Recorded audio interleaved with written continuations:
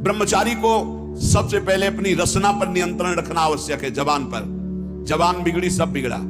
गंदे आचरण वाले, जिनको पवित्रता का ज्ञान नहीं, जिनको केवल अर्थ पिशाच हैं, नाना प्रकार की अपवित्रताएं करके तुम्हें भोजन परोसते हो, गरम गरम तुम्हारे सामने आया, तुम अमृत समझ के खा रहे हो, तुम्हारी बुद्धि नहीं खराब हो जाएगी? सबसे पहले सतमार्ग में चलने वाले को इस रसेंद्री को मारना होता है। रसेंद्री, ये जीत गए, सब जीत गए। और इस मार्ग में सबसे ज्यादा इसी को दुलार करने का अवसर मिलता है।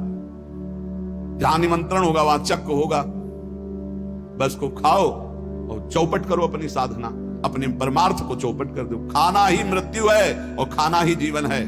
जो पवित्र भगवद अर्पित मित आहार करता है वो अपने जीवन को भागवतिक बना लेता। कितना खाओगे?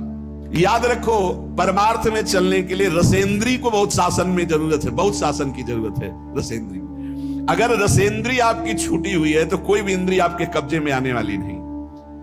भोजन किया जाता है जीवन रखने के लिए, प्राणों का पोषण। और आप ये समझो, जैसे आप 400 ग्राम अन्न पा लिए तो आपकी जीवनी शक्ति उसमें पचाने में कम लगेगी और आपके चिंतन में ज्यादा लगेगी। 800 ग्राम डाल लिया।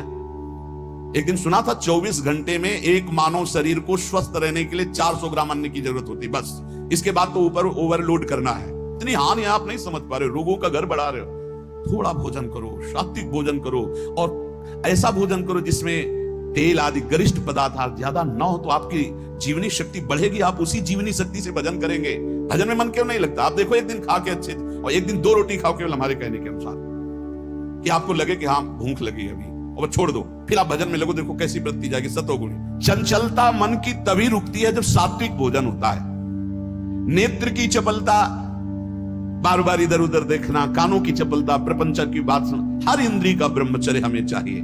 तो बहुत लाल मिर्च वाला गर्मा गर्म, ये ब्रह्मचर्य के लिए सब हानिकारक। उत्तेजक भोजन नहीं, उत्तेजक दृश्य नहीं, उत्तेजक बातें नहीं, तभी संयम से चला जा सकता है।